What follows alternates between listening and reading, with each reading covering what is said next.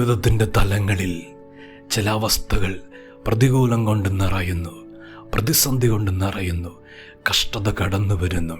വളരെ പ്രയാസമായി എന്ന് ചിന്തിക്കുന്ന ആ തലത്തിൽ ജീവിക്കുന്ന ദൈവമക്കളോടുള്ള പരിശുദ്ധാത്മാവിൻ്റെ ആഴമായ ദൂത്, പ്രതികൂലങ്ങളെ വഴിയാക്കി മാറ്റുന്ന ദൈവം, പ്രതികൂലങ്ങളെ വാഗ്ദത്തങ്ങളിലേക്കുള്ള വഴിയാക്കി തീർക്കുന്ന ദൈവ പദ്ധതി ഈ ദിവസങ്ങളിൽ അത് അപ്രകാരം തിരിച്ചറിവ് ജീവിതത്തിൽ കർത്താവ് വെളിപ്പെടുത്തും. ആഴം ശക്തമായി ദൈവാത്മാവ് ഇടപെടുന്നു. 1 ശമൂവേലിന്റെ പുസ്തകം 1-ാം അധ്യായം 6-ാം വാക്യം. യഹോവ അവളുടെ ഗർഭം അടച്ചതിനാൽ അവളുടെ പ്രതിയോഗി അവളെ വ്യസനിപ്പിക്കാൻ തക്കവണ്ണം വളരെ മുഷിപ്പിച്ചു. ഇന്ന് പരിശുദ്ധാത്മാവ് വളരെ വ്യക്തതയോടെ ഇടപെടുന്ന ദൂത് ഇതാ: പ്രതികൂലം വാഗ്ദത്തങ്ങളിലേക്കുള്ള വഴിയായി മാറും. അന്നയുടെ ജീവിതത്തിൽ വാഗ്ദത്തം നടക്കാത്ത നിമിത്തം അവളുടെ പ്രതിയോഗി അവളെ ഒത്തിരി വ്യസനിപ്പിക്കുകയും മുഷിപ്പിക്കുകയും ചെയ്തു എന്ന് വചനം പറയുക. അത് ഹന്നയുടെ ഹൃദയത്തെ തൊട്ടു. അവളുടെ ജീവിതത്തിൽ ഹൃദയത്തിനകത്ത് വലിയൊരു തീഷ്ണത വെളിപ്പെട്ടു. ഹൃദയത്തിന് ചൂട് പിടിച്ചു. അവൾക്കൊരു വാഗ്ദത്വം വേണം. ദൈവത്തിൻ്റെ പദ്ധതി അവളുടെ ജീവിതത്തിൽ നിറവേറണം. ആ പ്രതിയോഗിയെ ദൈവം എഴുന്നേൽപ്പിച്ചപ്പോഴല്ലേ കൂടുതൽ അന്ന നിലവിളിക്കാൻ തുടങ്ങി, പ്രാർത്ഥിക്കാൻ തുടങ്ങി, ദൈവപാദപീഠത്തിൽ കർത്താവിൻ്റെ പൊന്നുമുഖത്തേക്ക് നോക്കാൻ തുടങ്ങി, കൂടുതൽ പാദപീഠത്തിൽ വീണ് കിടക്കാൻ തുടങ്ങി, പട്ടിണി കിടക്കാൻ തുടങ്ങി, കണ്ണുനീർ ധാരധാരയെ ഒഴുക്കാൻ തുടങ്ങി. ഒരു പ്രതിയോഗി എഴുന്നേറ്റപ്പോൾ അവൾ വാഗ്ദത്തങ്ങൾക്ക് വേണ്ടി ഉണരുകയാ. ദൈവത്തിൻ്റെ പൈതലേ, ആ പ്രതികൂലത്തെ വാഗ്ദത്തങ്ങളിലേക്കുള്ള വഴിയാക്കി ദൈവം തീർത്തില്ലേ? ഇന്ന് ജീവിതത്തിൽ ചില വ്യക്തി ജീവിതങ്ങൾ പ്രതിയോഗിയെപ്പോലെ പ്രതികൂലമായി അവരുടെ വാക്കുകൾ ഹൃദയത്തിൽ വല്ലാതെ പ്രയാസപ്പെടുത്തുന്നുണ്ടോ? മനസ്സിനെ ഒത്തിരി മുഷിപ്പിക്കുന്നുണ്ടോ? ഒത്തിരി വേദനിപ്പിക്കുന്നുണ്ടോ? ദൈവത്തിൻ്റെ പൈതലേ, അത് നന്മയ്ക്കാക്കി തീർക്കുവാൻ പ്രാപ്തിയുള്ള ദൈവ ആ പ്രതികൂലത്തെ, ആ എതിർപ്പിനെ വാഗ്ദത്തങ്ങളിലേക്കുള്ള വഴിയായി ദൈവം മാറ്റും. അതിശക്തമായി പരിശുദ്ധാത്മാവ് ഈ ദൂത് കൈമാറുകയാ.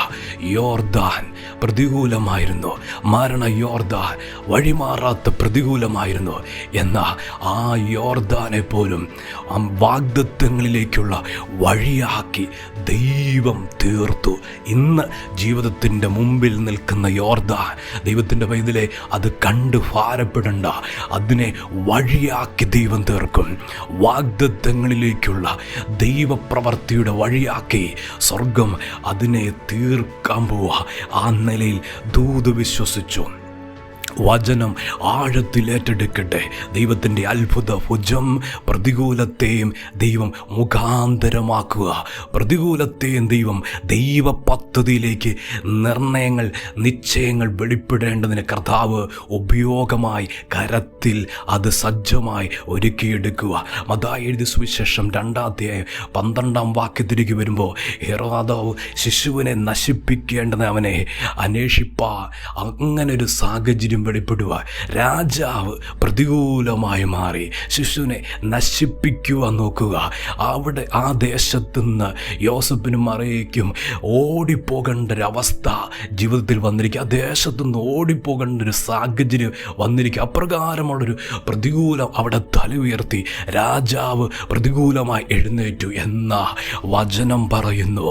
അടുത്ത ദേശത്ത് അവർ ചെന്ന് പാർത്തപ്പോൾ, എൻ്റെ മകനെ മിസ്രൈമിൽ നിന്ന് എൻ്റെ മകനെ വിളിച്ചു വരുത്തിയെന്ന് പ്രവാചകന്മാർ പ്രവചിച്ച പ്രവചനത്തിൻ്റെ ദൂത് നിവൃത്തിയാകുവാൻ സംഗതി വന്നു. ദൈവത്തിൻ്റെ പൈതലേ, ചില പ്രവചനങ്ങൾ നിവൃത്തിയാകുക. അവിടെ രാജാവിനെ പ്രതികൂലമായി എഴുന്നേൽപ്പിച്ചില്ലേ? ആ പ്രതികൂലത്തെയും ദൈവം വാഗ്ദത്തങ്ങളിലേക്കുള്ള വഴിയാക്കി തീർത്തു. അടുത്ത അധ്യായം തന്നെ വ്യക്തമാക്കുന്നു. അവർ നസ്രത്തിൽ വന്ന് പാർക്കും മറക്കേണ്ടി വരുക. അവൻ നസ്രയൻ എന്ന് വിളിക്കപ്പെടുക. ആ നസ്രത്തിൽ വന്നേ പറ്റൂ, അവിടെ വസിച്ചേ പറ്റൂ. അത് പ്രവചനത്തിൻ്റെ നിവൃത്തിയല്ലേ. അതിന് തൊട്ടു മുമ്പ് പ്രതികൂലം തല ഉയർത്തിയിരുന്നു. ആ പ്രതികൂലത്തെ ദൈവം വാഗ്ദത്തങ്ങളിലേക്കുള്ള വഴിയാക്കി തീർത്തു. ഇന്ന് പരിശുദ്ധാത്മാവ് ആഴവും ശക്തമായി ദൂത് വെളിപ്പെടുത്തുന്നു. ഈ പ്രതികൂലം വാഗ്ദത്തങ്ങളിലേക്കുള്ള വഴിയായി മാറും. ഈ സാഹചര്യം വാഗ്ദത്തങ്ങളിലേക്കുള്ള വഴിയായി മാറും. ഈ വേദന വാഗ്ദത്തങ്ങളിലേക്കുള്ള വഴിയായി മാറും. ഈ ദുഃഖം വാഗ്ദത്തങ്ങളിലേക്കുള്ള വഴിയായി തീരും. അപ്രകാരം ദൈവത്തിൻ്റെ പ്രവൃത്തിയുണ്ട്, ദൈവത്തിൻ്റെ മഹത്വമുണ്ട്. വിശ്വസിക്കട്ടെ, ദൂതാഴമായി ഏറ്റെടുക്കട്ടെ. പ്രതികൂലം വാഗ്ദത്തങ്ങളിലേക്കുള്ള വഴിയാക്കി മാറ്റുക ശക്തനായ ദൈവം, അധികാരമുള്ള കർത്താവ് ചലിച്ചിരിക്കും, പ്രവർത്തിക്കും. ദൈവത്തിൻ്റെ കരുതലും ദൈവത്തിൻ്റെ വിലയേറിയ വാഗ്ദത്തങ്ങൾ കണ്ട് സന്തോഷിപ്പാ ഇടയായിത്തീരും. ഞങ്ങളുടെ ദൈവമേ, സ്വർഗീയ പിതാവേ, അങ്ങയുടെ ദൂതനായി സ്തോത്രം, ദൈവത്തിൻ്റെ ശബ്ദത്തിനായി സ്തോത്രം ചെയ്യുന്നു. കർത്താവേ, വചനം കേൾക്കുന്ന ദൈവമക്കളുടെ മേലെ ദൈവത്തിൻ്റെ പ്രവൃത്തി കാണട്ടെ, ദൈവത്തിൻ്റെ മഹത്വം കാണട്ടെ, ദൈവിക വിടുതൽ അനുഭവിക്കട്ടെ. പരിശുദ്ധാത്മ ഓരോ ജീവിതങ്ങളെ തൊടുവാൻ പ്രാർത്ഥിക്കുന്നു. വചനം കേൾക്കുന്നവരെ അനുഗ്രഹിച്ച് പ്രാർത്ഥിക്കുക, അനുഗ്രഹമായി തീരട്ടെ. കർത്താവ് അങ്ങനെ ചെയ്യുന്നതിനായി നന്ദി. യേശുവിൻ്റെ നാമത്തിൽ തന്നെ ആമേൻ.